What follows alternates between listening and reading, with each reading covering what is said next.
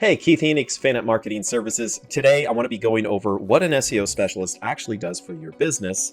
We're going to start off by looking at a definition of what SEO is, and then we'll go into a framework that we use, and then I'll go into details on that framework to help you understand what SEOs actually do. This little more detail is actually under the hood, looks at what Fannit SEOs are doing to help our clients get better results. And we're actually going to look at a few of those results and what the cost difference would be if they were to purchase leads versus doing SEO. All right, so let's go ahead and just dive right in. The first thing I want to talk about is a definition of what SEO really is. So I'm going to read this to you. SEO is creating an organized library of content that covers all the right topics in the right ways that people love. It's got to be easily accessible by Google, and then it's got to be lovable enough that people want to backlink to it. So that means it's going to be authoritative content. So that's a brief overview of what SEO really is. So how does that break down? Well, we got to look at a framework for that. Our framework is called TRAP. So I'll share my screen real quick so you can see this. But TRAP means technical, relevancy, authority, and popularity. We need to think about this framework because unless we do that, we don't really know where we're going and what things to look at first. And what we do in this framework is we look at this in order: technical, relevancy, authority, popularity. Everything does work together, but we have to start off with basically, is Google able to actually find this website, which is what technical is all about. So first off, let's look at what actual SEO results look like. So if we were to go here and just search landscapers or SEO landscapers near me, there we go. Let's do that. Okay, so first off, we have these results up here. All right, the Google local positions are paid. This is also paid. Where we really want to start working is in the map results first as an SEO. If we can get you in the map results, you're going to get majority of the clicks for any of the keywords that you're showing up for. The next is in the organic results. Organic also gets quite a few clicks as well, but it is absolutely dominated. The search engine results page, or the SERPs page, is absolutely dominated by these 3-packs for your business. So we want to make sure you're getting there. So how do we affect that? Well, that's the TRAP framework that I just mentioned. So we got to go back. We got to look at, how does your website look to Google? That's the very first thing. Technical. Well, if your website couldn't be found, then you would never show up in these positions. Your actual local listing could potentially show up for that, but your website would never be found. And one of the biggest reasons why you show up in the 3-pack is the connection between your website and your local listing. So you want to make sure that you have a very strong website that is actually indexed by Google. A lot of those signals are why your website actually will show, or your Google local listing will actually show up because it's connected to that. All right, so what does that mean though? Well, what we want to make sure of is that we have indexing turned on, your website's turned on, there's no internal errors on the website, and your website is blazing fast. Okay, so what does this look like under the hood? As SEOs, we have some pretty snazzy tools so that we can make these adjustments. One of those is Ahrefs. And so what we do is we actually pay for this tool, and then we go in and we look for errors on your website. It's not too tricky in the sense that, it's not like we don't have tools for this and, people don't have access to it. I mean, even you would have access to this. But SEOs pay for this tool, and we tend to pay quite a bit for these. And it gives us the ability to go through and look at all of these different potential errors that are on the client's website. Now, what this does is it comes back and it gives us a health score of the website. Now, this isn't necessarily an exact health score that all tools would agree with, but we like Ahrefs predominantly for our health score. So then we go through and we look for errors. Errors would be things like internal 301 redirects, or maybe you have dead links on your website or dead pages on your website, which would be called 404 errors. There's a lot of different things that we need to look at and improve to make sure that when Google's crawling your website, nothing is stopping that crawler. Because as soon as something stops it, it's just going to hop off your website, go to a competitor's, and it's not going to crawl your website anymore. So we got to make sure that your website is easily crawlable. All right, so that's the technical internal errors. The other one is blazing fast website. We want to make sure your website's super fast. So I took a website here I just found. It's called snowcolandscape.com. And I went in here to the page speed tool test, and I just did an analysis. Now, what I want to point out here is that you want to make sure that your website is about 90, well, no less than 80 for sure, but 90 plus is what we shoot for on both mobile and desktop scores. This one definitely is a little bit too low because definitely some performance issues happening. So let's look at the desktop. Usually desktop's higher. Mobile is a little bit more picky in Google's eyes because mobile typically has a slower speed and people tend to look at it real quick and then hop off. So what they're trying to gauge is this super fast on mobile? Because a lot of people do their research on mobile, and if you don't have a very friendly website for that mobile form, then people are just going to hop off. So a little bit more stringent on the details of the mobile performance side. So this performance is low. It's got to get up. And desktop is a little bit better, 86, but we definitely want to see that 90 plus for desktop. That's an easy score to get to. And then what Google does is it lists out all the reasons why down here. So yes, you do have to get in there and do some development work. So you need to hire a developer to get in here. You need to have someone come in here and fix images and things like that. A bunch of other stuff happening to be able to get this website to a great score. All right, so that's the blazing fast website. The next one is relevancy. And this is where I see a lot of SEOs really don't do a great job in their SEO because they fail on this part. This is the keyword research component of SEO. You got to go in there and do persona research. Who are we targeting? What kind of keywords are they searching? And then you got to go into competitors and you got to look at keywords and you got to build some content after all of that research has been done. So what we do is we create a content index. A content index sounds like a really fancy word, and actually there is a lot to do. But we actually take a compilation of all of the pages and blog posts for our clients. And then we also take a compilation of what we call three kings, which is your title tag, your URL, and your H1 on your page. We want to make sure that your three kings are really strong, so we compile all of that to see where it's at. And then we come up with tracked keywords that we implement into the system, and we start developing some content in here. So here's the tracked keywords, and then we start developing some content on that. And we basically have a content calendar for pushing out content in a timely manner based upon whatever the client's budget is. And then tracking the keywords that we're trying to rank, and then see where things go after that as far as results, which I'll get into in just a second.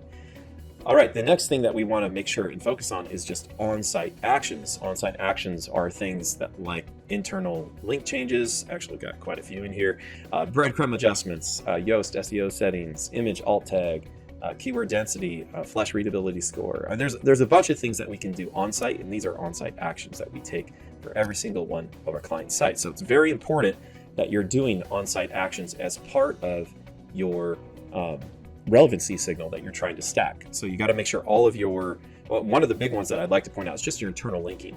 Internal linking is big because if your anchor texts are off, if they're pointing to different areas, there's what can happen is what's called cannibalization.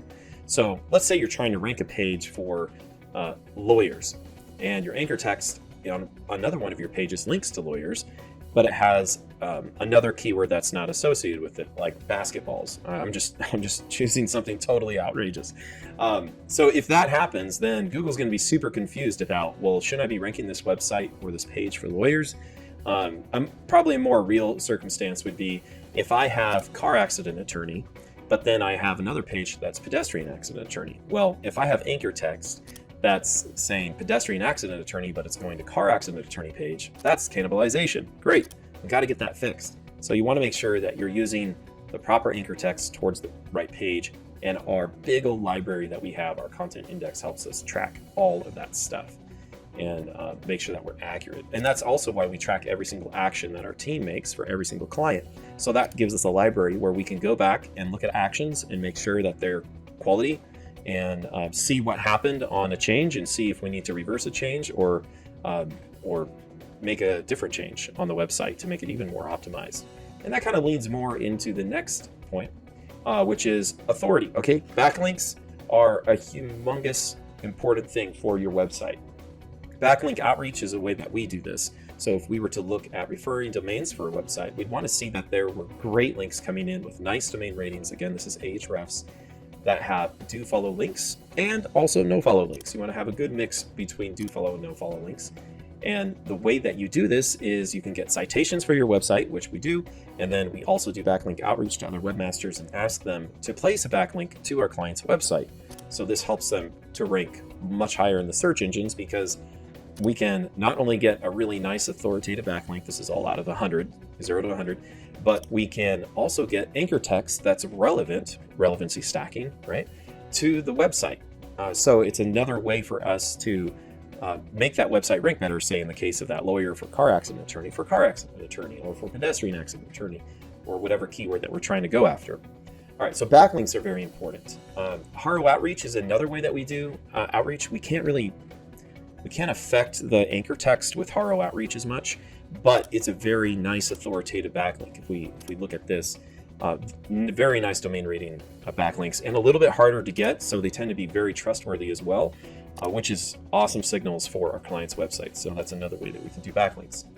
Popularity is another signal. That's the P in trap. So one of the easiest ways to understand popularity would be a press release distribution. So if we push out a press release for a client, an online press release, then that press release is going to get picked up by a bunch of websites. When Google sees that a bunch of websites are linking back to a website really fast, it'll do a trending signal for that. So a popularity signal, and that website might really increase in rankings for a brief time, and then it'll drop usually, but then it'll slowly go up again over time. So popularity signal in a press release form is a really easy way to understand that. Another way to understand that are thinking about the title tags on your website and how those are all put together. So if we go back to this website, you can kind of see up here, this title tag of this page is just landscape maintenance. Now, if we go back to the search engine results, let's go ahead and go back here.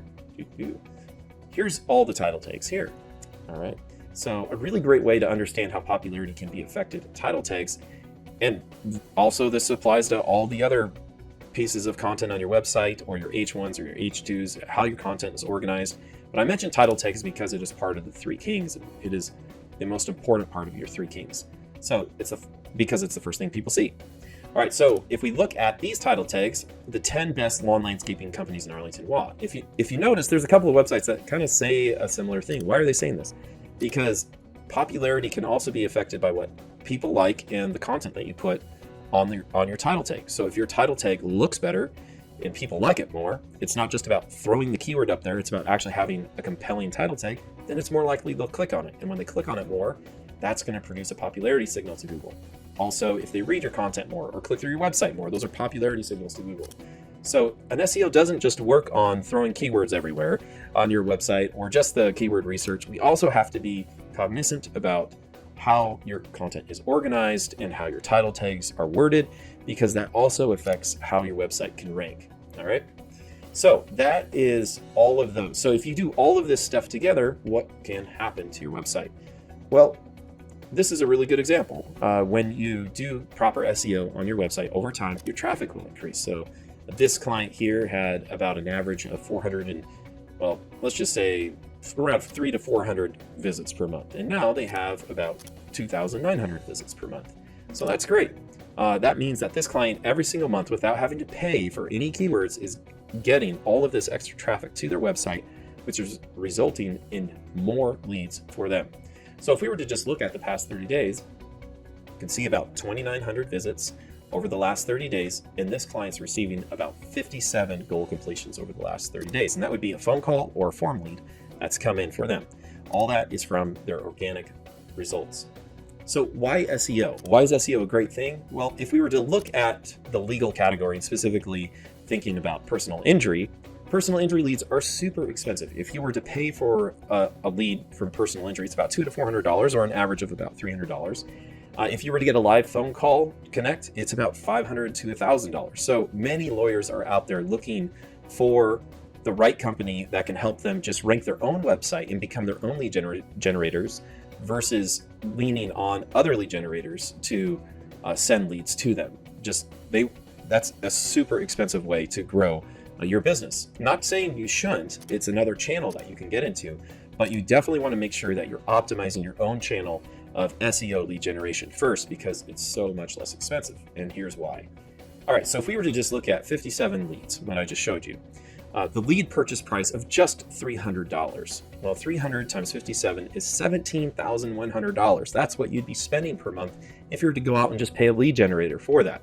But if you were to look at SEO for 57 leads, let's just say you're spending about $3,000 a month for your team to do SEO on your website, and your website's delivering all those leads.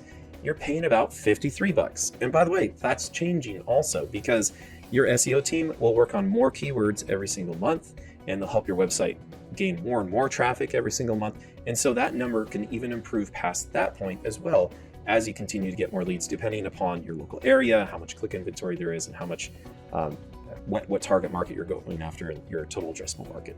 So that's a really, really powerful thing for you if you are to set up your own SEO campaign and have a team manage it for you, an outsourced team like Fannit, versus doing lead purchase. All right, so that is SEO in a nutshell, and our framework for how you can think about it. I just want to go over this definition one more time. SEO is an organized library of content that covers all the right topics in the right way people love. It's easily accessible by Google, and then you find great authoritative backlinks that can backlink to your website. So that is SEO. If you're looking to get SEO for your website, if you are looking to just have somebody do an audit, Fannit would love to do an audit for you and help you see exactly where you're weak on your website. We can look at the errors, we can look at the backlinks, we can look at all those little details or content gaps, and then we can come back with a plan for you to show you exactly why your competitors are beating you out and why you're not getting in those positions, so you can get all those free leads and that you're looking for in your local area. So, all right, I hope you guys enjoyed this video. Please like and subscribe, and I'm looking forward to seeing you next time. Bye.